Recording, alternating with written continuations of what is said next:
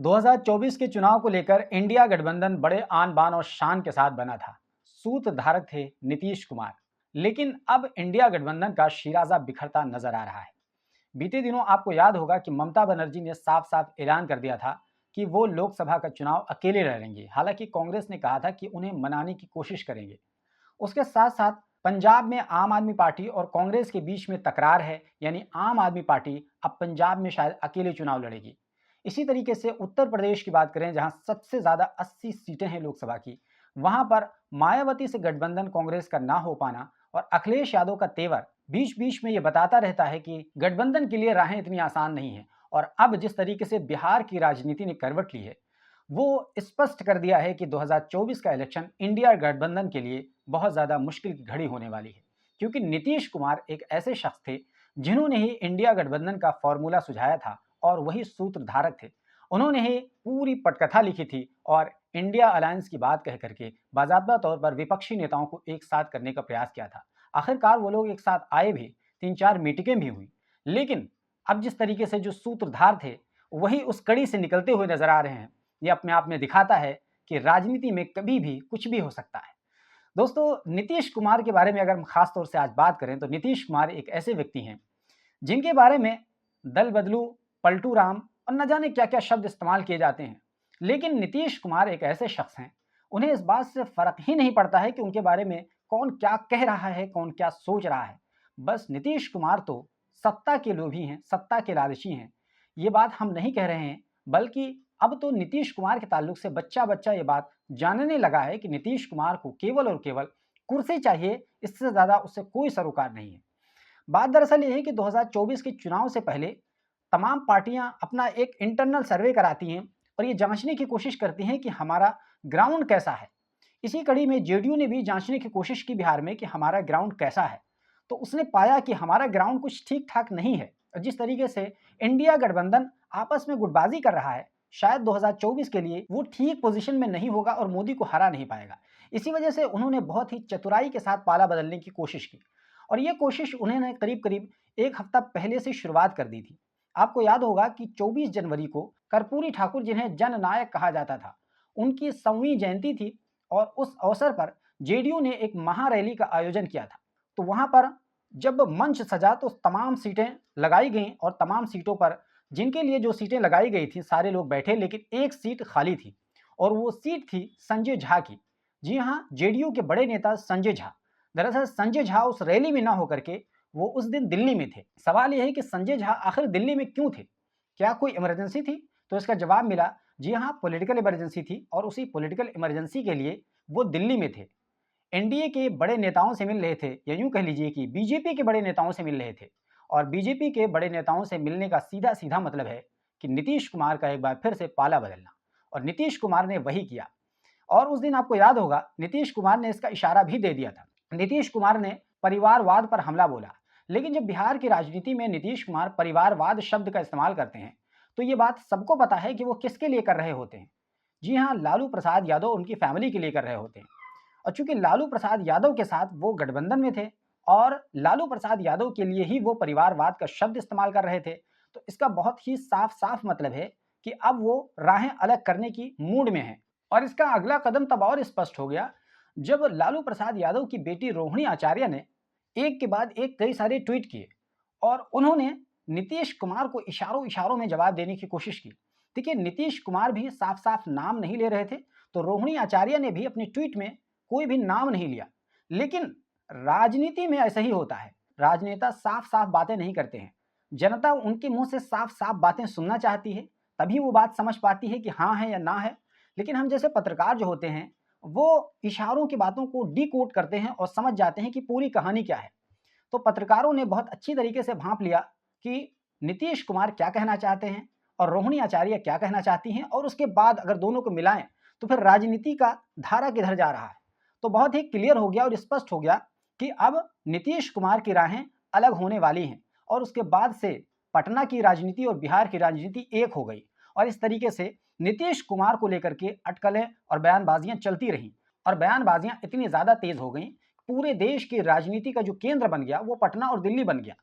बहरहाल अगर बात करें तो आज आरजेडी की बैठक है और इस वक्त हम वीडियो रिकॉर्ड करके आप तक पहुंचा रहे हैं तो आरजेडी की बैठक चल रही है और आने वाले कल यानी 28 जनवरी को जेडीयू की बैठक है। तो दोनों की बैठक में क्या कुछ होगा ये तो कल पता चलेगा।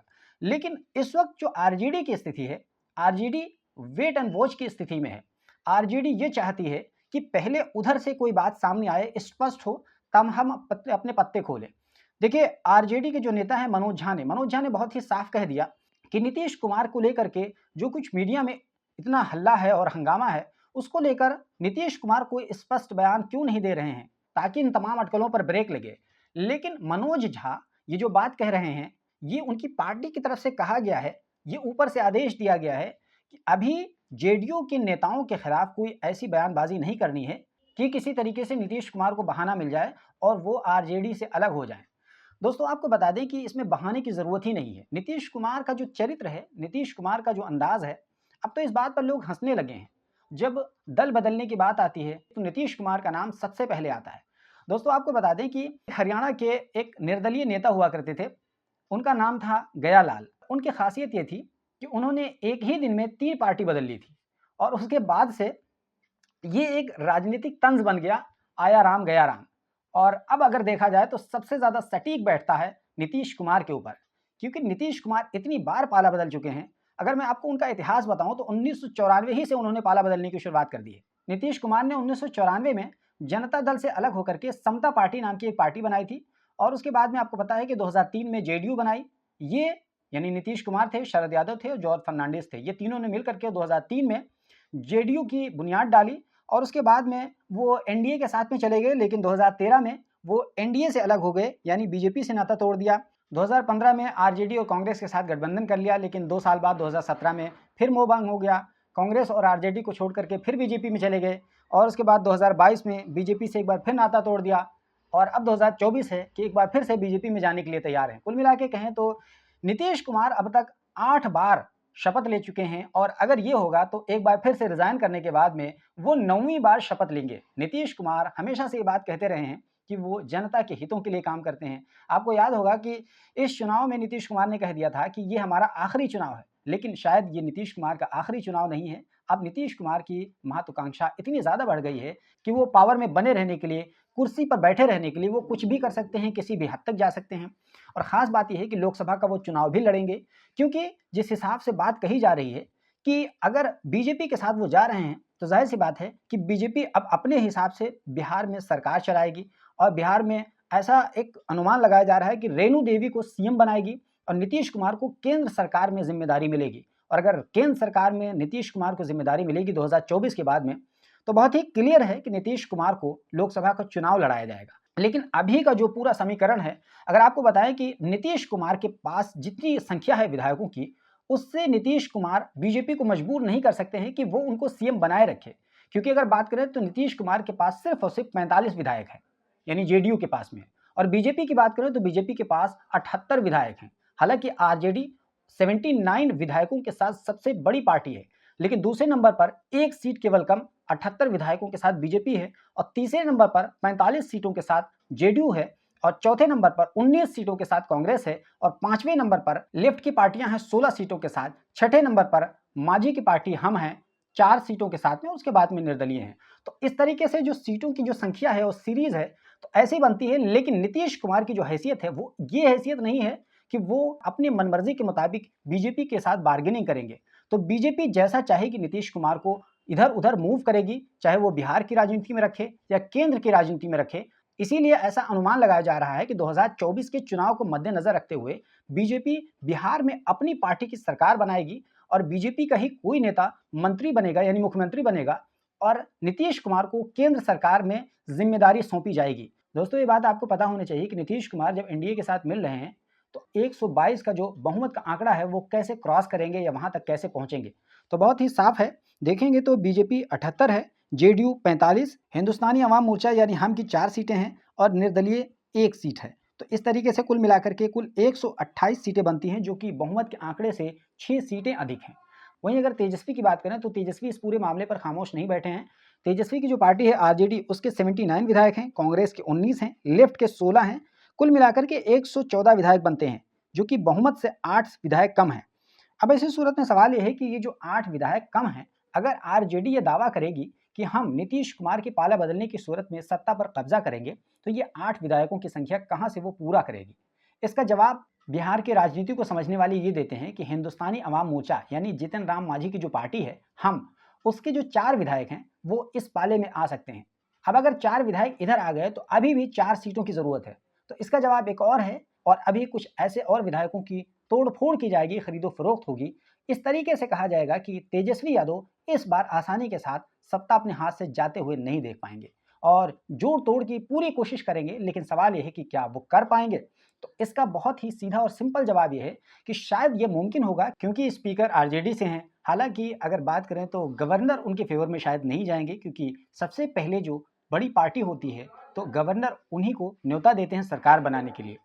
होना तो टेक्निकली ये चाहिए कि आरजेडी को गवर्नर न्योता दें सरकार बनाने के लिए कि आरजेडी सबसे बड़ी पार्टी है 79 नंबरों के साथ में, लेकिन ये कहा जाएगा कि चूंकि बीजेपी और जेडीयू मिला करके आरजेडी से कहीं आगे बढ़ जाते हैं, इसलिए पहले उनको मौका दिया जाएगा। तो ये कानूनी तरीके से बीजेपी को प्रेफरेंस दी जाएगी गवर्नर द्वारा, लेकिन आखिरकार जब स्पीकर पर मामला आएगा तो स्पीकर आरजेडी के फेवर में फैसला करेंगे या कहेंगे। तो इस तरीके से विन विन सिचुएशन है दोनों की तरफ से, लेकिन फाइनल जो डिसीजन होगा उसमें अभी थोड़ा सा इंतजार करना पड़ेगा, तस्वीर एकदम साफ हो जाएगी। बहरहाल इस पर हम अपनी नज़र बनाए हुए हैं, बिहार की राजनीति पर जो कुछ भी होगा ज़रूर अपडेट करेंगे। आपको क्या लगता है हमारे इस वीडियो पर? अपनी राय ज़रूर दीजिए और अगर आपको लगता है कि हमारा चैनल सब्सक्राइब कर लेना चाहिए तो सब्सक्राइब कर लीजिए, क्योंकि हम जो भी बड़ी घटना होती है देश या विदेश कहीं पर, हम उस पर कॉम्प्रिहेंसिव तरीके से अपनी राय भी देते हैं और आपको पूरी जानकारी भी देते हैं।